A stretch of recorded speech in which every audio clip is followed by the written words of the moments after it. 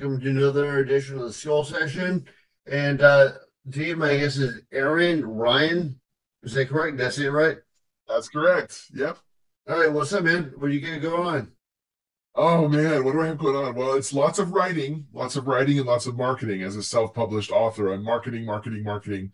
Probably a little bit more than I'm writing these days, but we'll hopefully flip that script soon. Because unfortunately, you have to do that, but you do. Yeah. You got to grease the wheel, obviously. Fortunately, I actually like marketing, but I'm in plenty of writer circles online where a lot of the authors, I mean, the overwhelming majority of them, they don't mind being self-published. Many of us would like to be traditionally published, but the self-published ones like to be self-published, but they don't like doing the marketing. So I actually like doing it though. Yeah, I'm both self-published and traditionally published, and I noticed nobody does the marketing for you unless you're like a big name like Stephen King or Dean Arcus or something like that. Nobody even really cares. Stephen King, Dinar Coots, who are they? Uh, Yeah, Yeah, but like even people that are like signed with all the best intentions and all the praise and accolades and whatever, it's like they just they don't have a built-in audience, and the money's just not spent. yeah, And I see there are a lot of people that went the self-publishing way, like Jeff Strand. Jeff Strand does amazingly well off advertising himself. He just stays up with it. He's yeah. like clever and funny, and he stays up with it. You have to. I forget who it was. There was another author who does videos, inspirational coaching training videos. I wish I had noted it down, but one of the key things that she said that I'll never forget was don't be a marketer, be an enthusiast. And no one is going to be more enthusiastic about what I create than me. So I love spreading the word. I love talking about it. I love when people ask me. I'm not wearing an author shirt today, but one of my favorite ones. But I wear author shirts all the time, like I have authoritis Yeah, or other writers. it's incurable disease or what writer's block is. My imaginary friends won't talk to me. It invites conversation when you're out there at the grocery store or whatever. And I love talking about what I do. Yeah. No, I definitely like a lot of people think like if you talk too much, it's like in some ways taboo or whatever. Like I always have when I'm at a convention, I have like little post-it notes that say like my first novel is called The Black Seeds of Infinity, and I have a little post-it note that says it's awesome, you should buy it. Yeah, And that makes people stop and read it, and they'll talk to you because like they might not be convinced it's awesome, but that made them stop. yeah. Well, I have vinyl lettering on the back of our cars, if that tells you anything. And one of the things that I did was so the website for my the domain for my books is a series website, dissonancetheseries.com. That's a lot of words to pay attention to when you're driving at 70 miles an hour. So we have my wife and I, she allowed me to have vinyl lettering on our cars that say the war is coming. Visit getthesebooks.com. I get that domain. It forwards to Dissonance. There you go. That's So kind of clever too, because people are like, dude, the war is coming. They're like, Ukraine, Israel, Hamas, I don't know. Yeah. what is that? The war's on fire right now. Yeah. Yeah, I mean, yeah, what I wrote about, I mean, with all due respect to what's going on in Israel, Gaza, Ukraine, Russia, I don't really want to mention Russia, but anyway, uh, Uh, a bigger war, fictional, I grant you, but it's paling by comparison to what's coming. Again, meaning no disrespect to what's in reality right well, now. I don't even want to take sides, and like I think both sides of every conflict have some input into it. So I'm not even gonna take sides, but I went to a convention in Toronto this weekend, and we drove there, we drove back, and the whole time we are driving back, it's all like mountains and trees, and obviously it's summer. So I'm like, this is fucking beautiful. Why do you want a nuclear war? Nobody wants a nuclear war except for a couple of people at the top. Yeah, yeah, It's always crazy people that like like power means everything to them. It's like there's people like if I can't have it, I'll destroy it. I think you pretty much summed up.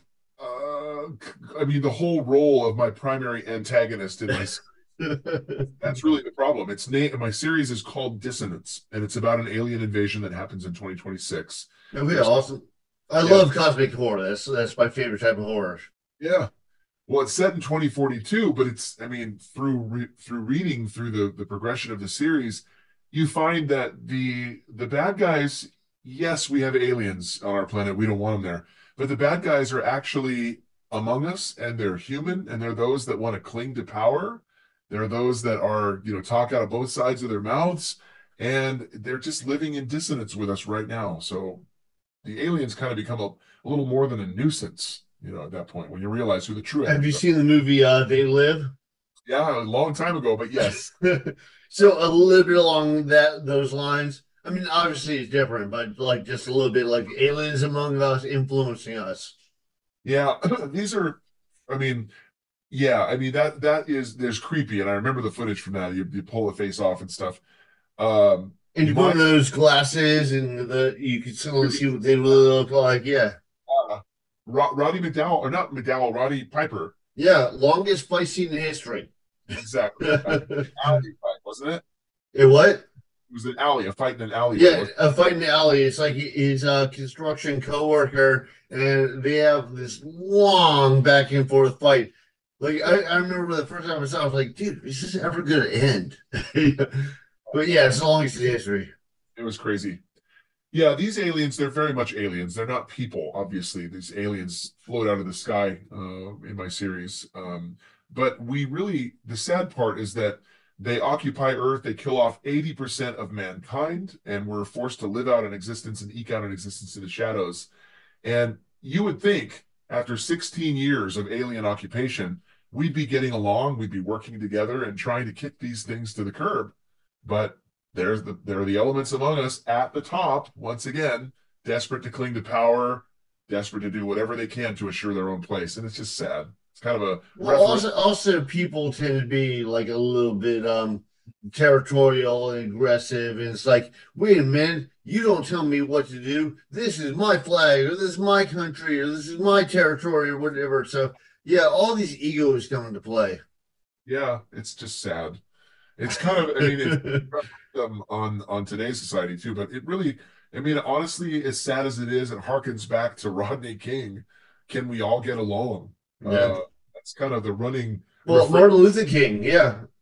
Yeah, yeah. I Sadness. I know there's a theory this because one, they say faster than light travel isn't possible, so they use like wormholes to like move through spaces, faster than you would like if you did traditional light travel or as fast as light travel. But they also say there's a theory that the reason why we haven't been visited by aliens or by a bunch of aliens or whatever. I don't know if we have been visited. A lot of revelations are coming up from the Pentagon lately. But so the reason why it hasn't happened in mass is because when a civilization gets to the point where they could, do cosmic travel, they destroy themselves, Hmm. which is kind of the way it is. Like the more advanced we are, the more we're developing like world-ending stuff like nuclear weapons. Yeah, I Not mean, not to sound all hippie-ish and whatever, but it's true. Like who the fuck wants to die? Yeah. right. Yeah, isn't that always makes for good sci-fi though? That's the good thing It about it. it does, and I think like the best are like when they do something like War of the Worlds, But I like all the interpretations of it, but like the whole idea of like everyone like as a mass, like you see that like the mass humanity tries to get together to fight something like after 9/11, then they fucked up, but still the initial phase was like everybody was united, and then this is a bad thing. Yeah, I'm narrating the audiobook for this version of my book. So once you get the image for it, but this is the prequel to a trilogy. That the trilogy is set in 2042. This covers the alien invasion when it actually happens in 2026. And Okay. narrating the audiobook right now. And what he reflects on, the protagonist, is we there's still things going on right there. And he actually reflects because he was alive when 9/11 happened. He reflects back on that very thing, how tragedy brings us together. And then for a little while we grow complacent and we long for our own comfort zones, and we're kind of tired of coming alongside each other. We tire too quickly of that. So there's Yeah, this it doesn't seem like the goodwill lasts nearly long enough. Never does. Never does it. I mean, how many times it's really sad. I've got kids in grade school, and I fear this every day. How sad is it every single time there's a school shooting? We come together and we issue thoughts and prayers, and then, we go right back to the whole modus operandus, same old status quo. I think my favorite comedian is Anthony Jeselnik, and he has a whole special called Thoughts and Prayers. He's like, Oh, wow. when, he's like, whenever there's a tragedy, he hates it when people come on and they go, Thoughts and Prayers. He's like, all you're saying is, look at me. Lots of action in the world, but look at me. Like, you're not offering any help. You're not offering any of your finances. You're not offering anything. You're just saying, hey, attention. Yeah, it's crazy. It's sad. So let's get back to your Cosmic Invasion trilogy for a minute. How long is each book? Well, they vary. The first three, actually, I should say the first two in the trilogy and the prequel are roughly around 330 pages. Uh, Okay. the finale, it's an epic counterstrike. I mean, I won't do any spoilers, but the finale, Dissonance Volume 3, Renegade, is amazing. It's epic in its scope, and that one is 431 pages. That one, I knew that it had to be big, it had to be fought across multiple planes against multiple people. And boy, did I do my research. There's a lot of military action that goes into it. So I consulted with a lieutenant colonel in the Air Force, two senior airmen in the Air Force, a retired Army chopper pilot, and a retired 35-year aircraft carrier captain. So I think it's really awesome that you did research. Like nothing bothers me more than if I know something about an area and like they're obviously fucking it up. It's like it might be a great story, but that one thing, throws it off and it ruins everything. But yeah, no, I agree. I really want verisimilitude. I like that word, and I like the fact that when you get immersed in a story, the more real it seems, the more real the details, the more tangible it becomes. Oh, But definitely. Yeah, definitely. going to be military readers out there who read it, and they're going to read it and they're going to go, unless I've got it right, they're going to go, what? That's not even correct. And they're going to toss the book aside. Yeah. This one, volume 3, look how thick that Yeah. is loaded with all kinds of military details in the counterstrike. And I'm proud of it because it's true and it's legitimate. Yeah, my dad's a retired lieutenant colonel. He's been in every war from Vietnam to the first Gulf War. And I remember it really bugging when you have stuff like A Team and they have like a revolver and they do like 20 shots with the revolver, or like they'd hold a gun right next to the head. First of all, you never hold a gun like this. And Yeah. second of all, those things are fucking loud. Yeah. If you do this, you'll be deaf. Yep. Exactly. No, you got to be careful with the details. The beauty, what is it? The They say the God is in the details or yeah, something. details. Yes, exactly. Exactly. Needs to be legitimate. If it isn't, you're going to alienate that one reader. He's going to tell somebody else and go, "Yeah, Aaron Ryan, he doesn't know what he's talking about. Put that book down." So, but yeah, it's the most powerful thing I've ever written. I did not intend to write a quadrilogy. My aim was certainly to write a trilogy, but it's turned into so much more than just an alien invasion story. You have themes. It's loaded with thematic depth. You have themes of justice versus revenge, cynicism, moving to trust. The guy's going on a faith journey. He loses people. He's betrayed, but he goes, he's maturing through that process. And it's amazing to see where he starts from and where he goes. And it's just a heavy, epic story. I should mention, too, that volume 1 of the trilogy, which I don't have it here. Oh, there it is. Volume 1 of the trilogy. Forgot to move it over. This one is actually being adapted to screen as we speak. Oh, So awesome. I have a screenwriter working on a screenplay. I'm really stoked about that. Yeah, I think we definitely like when they get a good story and they make either like a film series or they make like a movie out of it. I think that's produce the best results. Period. Like when people think, oh, I can write something, and they just like have a rough concept, and like maybe people aren't even really into it, but just think, oh, that sells, and they come in, they present. You can tell the difference. Like, have you seen The Expanse? I have The Expanse. I have the books. I have not seen the show yet. So, but I need to. Okay, well, the show is very, very good, but Very you can tell by watching the show that everything was worked out in the books, and yeah. then they did the show. Yeah, I have a one-track mind a little bit, and my favorite movie of all time is 1986 Aliens with James Cameron, Sigourney Weaver. Awesome, yeah. I have a book series that my wife got me for Father's Day that it's multiple authors, but it's like 6 or 7 books, and it's like an aliens, legendarium type thing, and that's kind of what I'm engrossed in right now. So I kind of have aliens on the brain, I guess. Hard for me to break away from that. Is it that this is a sorry, this is a rough transition. It's like I was just wondering because like people sometimes they get really like nerdy about the whole way they classify sci-fi. So like is sci-fi or it's hard sci-fi or is space opera, and they'll say like, well, Star Trek is nothing like Star Wars. Star Wars isn't even really sci-fi. It's like opera in space. How would you describe your books? I would call them a very gritty post-apocalyptic sci-fi. It is more like Star Wars than it is Star Trek. The nice thing about it is that it's grounded in reality. So as I went through, as the protagonists are threading their way through Clarksville, Tennessee, which is where it's staged, for book one, I'm literally following their progress on Google Maps, on an aerial view up above, and the buildings that building is that building in the book. That street is that street. So Yeah, it's I did the exact same thing with my first book. Like yeah. Google Maps are a great resource because you're like, oh, this road connects to that road. Well, they're going to go places, and so it needs to be if you want to ground it in reality, you need to use the actual names. Yeah. But I think that it's much more for uh, it would not be space opera.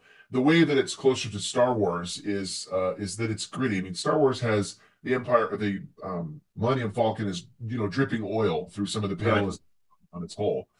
That's my kind of book. What happens is an alien invasion happens in There's 20. kind of realistic textures that bring it to life. Yep.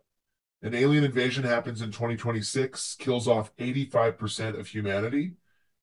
There's no forward momentum after that happens. There's no innovation. We're driven underground in hiding. And so, even though the books are set in 2042, it's really still frozen in time from 2026 because there's been no innovation, there's been no manufacturing, there's been no developments or forward progress or momentum. Is there a So, sort of a degradation, like they're oh, losing yeah. technology? Yeah, well, things are rusting and things are overgrown. Weeds have, grown through the ground. Bees' nests are mammoth. Hmm. Uh, there are just things are, running amok and out of control. It's the earth is dying. It's bearing up under this weight of such suffering. So, yeah, I mean, it's really, there's a tinge of sadness that pervades the entire series, but that tinge gets slowly whittled away at, chipped away at as you go through, and they find more and more hope as they go along, and developments give them more hope. But it turns into a bang up rock'em sock'em affair in volume three. Right. Well, I think often the problem in Hollywood that you definitely don't see in novels is like they always want that happy ending, so they always want to make everything, you know, kind of wrapped together so the audience is going, wow, I feel good. Well, where I think like, the books that I've read that have like it doesn't have to be like super dark, but just a little bit like I feel like that's more realistic, like a little bit more of like yeah, everything's not. Yeah.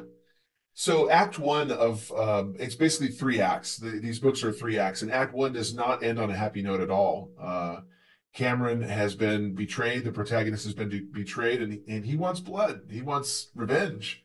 So it ends on a real precipice where you're not sure what course he's going to choose, and there's no resolution there. Number two picks up where number one left off, literally 10 days after it left off. It also ends in heartache. Number three, though, I knew that it was a trilogy, and you can't have this crescendo unless that big happy ending happens at the last part of volume three. So it does do this. I'm proud of that. Okay. Would you say that it's kind of like the various volumes like could be written independently, or would you say you kind of need to read the preceding one? Like I always describe, I have my own series, and I would describe it as like Mad Max and Road Warrior. Like you don't have to see one to see the other. How do you approach it? No, they're not cellular that way. They're very much a continuation story. So when I have people, for example, I've got a trade show that I'll be doing tomorrow through Sunday. I do them, virtually every weekend of the summer. They're great exposure for the books, and I love talking with people about them. But when they win a free prize, say a book, I don't do this anymore. But they would never pick volume two, of course, or volume Right. You have to start at the beginning. at volume one and start at the very beginning. And Yeah. now, actually, the nice thing is I have two beginnings. So this kicked off the trilogy. This is the prequel. Volume one kicks off the trilogy. Oh, Volume okay. two is the prequel. They both essentially begin. So you have, multiple choices now. I like that. Right. Well, and if you read the first book and you're into it, you got to get the prequel. Yeah. Yeah. I actually, like I said, I only intended to write a trilogy. When I was done with the trilogy, keep in mind, is set in 2042. The prequel is set in 2026 for the alien invasion. Well, Does 20 the trilogy tell the whole story? Like if you read all three novels? it does. And there are flashbacks from the 2042 trilogy to what happened in 2026. However, when 2042 ends in the trilogy, I thought I was done. And then I went, wait a second, there's 16 years of backstory here Right. from the initial invasion in 2026 leading up to 2042. I think a prequel was really inevitable. And I honestly, out of all four of the books, the prequel is my favorite. It has so much heart behind it. I thought I loved one and then I wrote two. I thought I loved two and then I wrote three. I thought I loved three and then I wrote the prequel and I was like, this is my favorite. Probably the prequel, you're used to the world too, and you have like all that writing experience behind you, so it definitely helps amplify it, right? Yeah, well, I mean, also the really there's some unexpected bonuses and some real heartwarming things happen. There are people who die in the trilogy. Now they're back to life. If you go back into a prequel, they're back to life. Right. They're healthy, they're whole, and it was just like, You see their earlier itineration, yeah. yeah, and it was just great to do that, to revisit them. There are people that you created. They're your kids, and you don't want your kids to die. If they do die, you get to go back in time and see it. Yeah, really. So was this series the one that's picked up for the screen for a screenplay or whatever, or is that something else? No, that's this one. Dissonance Volume One Reality is the opener to the trilogy. That one is the one that's currently being adapted to screen. The prequel I wrote well after Volume One Reality. So um, I I kind of struggle sometimes to go, man, I kind of wish that you had that I had released the prequel first because I'm fond of that one. But one is amazing. One sets the stage for a massive counter strike, and it's going Well, to be you awesome. know they can always release it like they did Walking Dead, and then they do Fear of the Walking Dead, where it's like a little bit before, or they did Game of Thrones, and now they're doing House of the Dragon, where they tell a little bit before. Yeah. I mean, the possibilities are endless. Once you have a hit screenplay and people get married to it and they love it and they follow it and there's community and engagement built around it, then they're hungry for more material. It happened that way with, go back to the roots of The Hobbit, Right. 1939. And then, well, there people want more Hobbit. So, here we go with Rings. Although, to be fair, Tolkien actually started writing the origins to Lord of the Rings and the Silmarillion and all that before The Hobbit. It was just released afterwards. Right. Well, he probably it was also it seemed like it was a little bit different in that age because he kind of wrote it like because you were into it, and then maybe it would be like pulled down into something like mainstream publishing, but people weren't even thinking like screenplays or streaming services or anything back then. Yeah. Yeah, I think it evolves, and that's the way that everything should be. I'm very much a pantser writer, so planners and pantsers. I like how a story evolves organically, and I like being led by the protagonist rather than leading the protagonist. Some of the greatest developments in this quadrilogy or tetralogy, whatever you want to call it, have come organically where, oh man, I'm so glad here I wrote this in last year, and then here I'm writing the prelude. I'm so glad I wrote that way back then because now it works perfectly for the prelude, prelude. Had I changed that or had some fact been materially different when I composed it, it'd be like, oh, dang it, now I got to go back and George Lucas everything. Does it mean ruin it or read it? We won't get into that. Yeah. You said that you're more of a pantser. Do you write out like a rough storyline or a rough like kind of like this is how it's going to progress, and then as it goes along, you just develop it more, or is it just all like fly by the seat of your pants? Well, sometimes, I mean, the organic nature of the evolution of a document is or manuscript is a pantser, and I do fly by the seat of my pants. However, I do have mileposts and guidelines, so bullet lists that are further down in the document that are things I want to tick off as I go through, make sure I've addressed that and whatnot. However, for the most part, there are just things that happen and they work out well, but they happen organically rather than I don't like to be boxed in and make sure that I write everything out in a bullet list or the cue cards or a timeline on here. I got a pretty good I keep track of where they've been and where they're going as we go through, and it's a living document that way. I like that style better. Do you approach it more like third person, past tense, present tense, first person? How do you deal with it? I much prefer first person. The sci-fi thriller that I'm working on now is called Forecast. I attempted when I started that book, it was actually third person, and it just and a story will tell you if it should be told first person or third. It'll Oh, I usually agree. Yeah. you start writing and go, this feels wrong. This needs to be from his vantage point. There's so much more intimacy and personality that's put No, into. I've done the exact same thing. I'm like, well, I should try this in third person, and then I Yeah. do it. And I'm like, you don't feel it like as intensely if it's in third person. I'm like, it's just not coming across, and then I'll have to rewrite it. Yeah. No, you're removed. There's a certain removal when you type a third person. You can take on the perspective of God in a third person Kind of the that omniscient, narrator. Yeah. you know everything. You can jump around. There's complete freedom in third person. There's near that same level of freedom when you do dual first person because it's coming from multiple vantage points that way. But I prefer first person. So that's what I'm doing the new manuscript in as well. Okay, awesome. And is it mainly like you mentioned, dual first person? Is it one character and everything is through his eyes, or do you have multiple characters? No, that's the word dual. So like Marie Legend, Marie Lu, I always say that. Marie Lu, her Legend trilogy, and then there's a fourth installment in that one later. She does that. So it's two different characters, and they are the primary protagonists in the story. They have stories that thread together where things are happening simultaneously, and then they're independent. They're on their own paths. Their paths converge every once in a while and then deviate. But it's really cool to see that from a dual first person perspective. Right.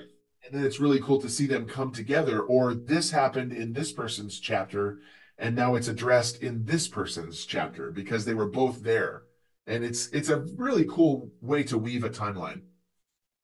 Okay. And you're saying that you stick with you have multiple people, like it's dual for person, or you're saying it's single for person? No, I prefer to write in single first person. I've never written anything in dual. I was actually considering that for my current manuscript. Forecast. Okay. Uh, I haven't found a way to. I may go back. I mean, if circumstances necessitate that you need to see this from a second first person perspective, then I would go back and I would write those chapters in. But it's single at this point. Okay. Awesome. Do you have anything else that you have out, or that you were like another project that you released and this is your focus now? Yeah. So I actually have written a lot of books over the years. I'm a voiceover artist. You can see the studio back there. And I've written several books on voiceover business production and business guides that have done really well under a former stage name. I recently released two business reference books. One's on self-publishing, one is on work-life balance as a entrepreneur. And I felt I had to bring those out of the woodwork and put them out there. Those I'm not putting a lot of money, time, focus on. They're help guides. My passion is writing things that are sci-fi. So with that said, Forecast will be the next installment that's coming, later this year. But I'm really focused right now. It's really been hard for me to untether from this whole story. Really hard. It's just been so compelling and it's been so weighty that I try to pull away. And it's like, no, there's so much more No, here. I understand. Yeah. Like you get obsessed. Like, yeah, like I'm a little bit OCD. I understand that. Like once it's your baby, you've got to involve yourself in that. Yeah, well, it's a tether. It's a real strong tether. And so the other part of it is when you are part and parcel of marketing is staying in tune with your book. I'm also working, I've got a screenwriter that's working on the screenplay for volume one. That requires me to be really cognizant of what volume one is all about, reading it, rereading it. And Okay. that requires me to stay in that mode because it needs to be fresh in my mind when he and I collaborate on it. And if it goes to a producer and a producer says, yeah, we want this, we're going to option it, let's take it and run with it. Well, they're going to consult with me, and I better know my book at that point because they're going to want it to be ironclad knowledge. So it's just been hard to pull away. It's like a bungee cable. That's what you all wrapped in right now. So you're like you said, it's been optioned for the screen. Are you writing a screen version of it? Do you have it changed a lot?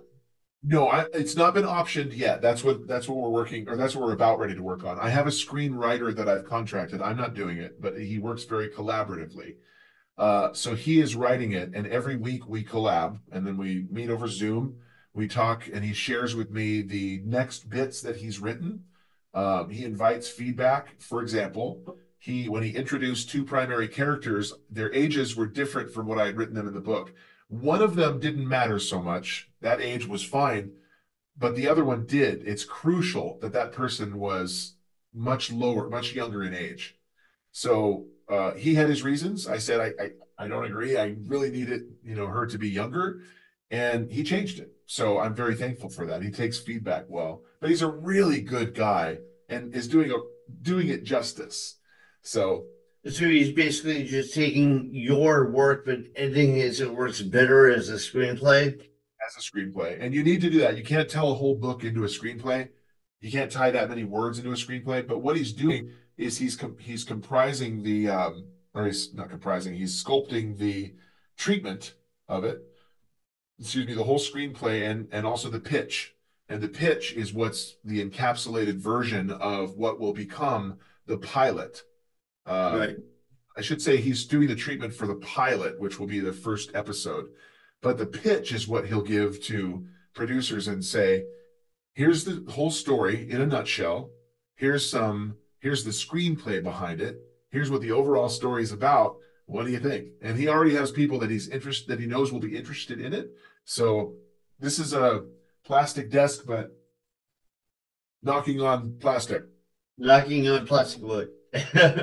Yeah, I think it's really advantageous that you're like having such a close approach and feedback on the final product because I notice a lot, especially in the old days, like when a comic book would be adapted to a TV or to a movie, and they would just miss everything on it. They really should have collaborated better with the author. It's really true to form. I've been grateful. There are some licenses taken, and that's okay. Some of the banter that he has written in between Cameron Jet Shipley is his nickname, and Cameron's younger brother Wyatt Ruddy Shipley is great. I didn't have that in the book, but some of the banter that he's put in there between those two, love it. I mean, Okay. just fleshes out the character more. I can describe in 3 paragraphs what how cynical Cameron is, how suspicious he is, and this and that. Alan can write his cynicism into a 3-word statement that he shares with Ruddy. So he doesn't need 3 paragraphs. He just scrunches it down. He does great. Super grateful. Okay, awesome. So if people want to check this out, do you have a website? Do you have an Amazon authors page, a Twitter? How can people find you? All of the above. So one of the best ways is you can go to authoraaronryan.com. And then at the very bottom, there are all my social links. So authoraaronryan.com is my author website. But I have created a secondary website that's either getthesebooks.com or dissonancetheseries.com. They can go there, and that's the actual quadrilogy, Alien Invasion Sci-Fi Quadrilogy website. Either one at the bottom has all the social links on there where they can follow. But you can look me up on Amazon, Aaron Ryan, and then you'll find all of the books. Click on the name underneath the title of the books, and you'll find my author page. Okay. Are you on Instagram or TikTok doing the like little dances? Yeah, I'm very no dances yet. I mean, again, but I've got plenty of content on there. I'm very much an enthusiast. I'm very much excited about sharing, about this series and what I'm working on. So you'll find that constant refrain of positivity in all of the videos. But yeah, YouTube, TikTok, Instagram, Pinterest, Twitter, LinkedIn, Facebook, just everywhere that you need to be. Do you use a link tree where like you put everything together? Yeah, it's actually cards/author Aaron Ryan is my social media link tree. I use cards. That's what I was introduced to. Okay. Cards is like link tree. So all my social media and my Amazon link and Goodreads and all that stuff is there. Okay, awesome. All right, so before we end this, do you have any recommendations for what people should check out, whether it's books or movies? Boy, of mine or of anyone's? Well, everyone should buy your stuff, and everybody should like check your stuff out. It sounds interesting, but let's give something else.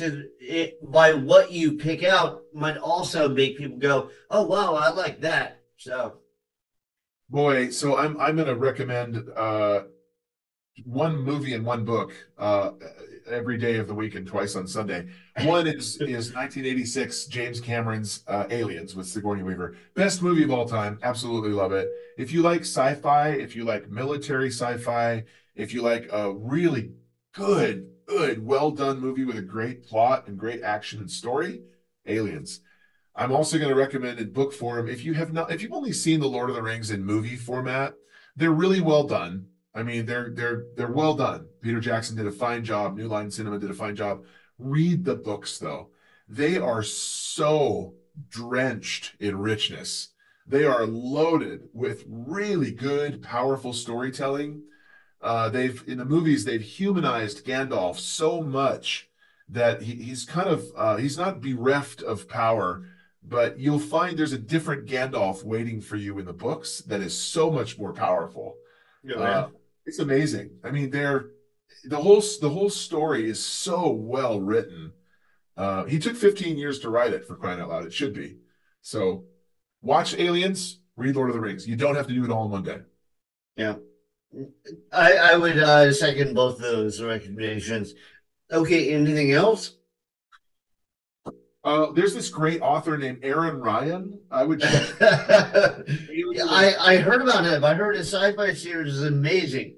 Yeah, I mean, he's like bar none, just like second to none. Well, second to a lot of people actually, but probably. I'm really proud of the whole quadrilogy, how it turned out. You're going to enjoy it. It's a really easy read, is what I'm also told, and I'm proud of that. I don't try to impress people with all these multisyllabic words, except when they fit. But it's not you don't read it and go, wait, what? And then have to come back 3 paragraphs before. Really easy read and enjoyable read, and very terrifying in some places. Okay, So, awesome. Yeah, I think I heard that Neil Gaiman and Cormac McCarthy were saying like it was so good that you got to check it out. But anyways, all right, thanks for being on here, man. I appreciate it. Anything else you want to throw out there to the either?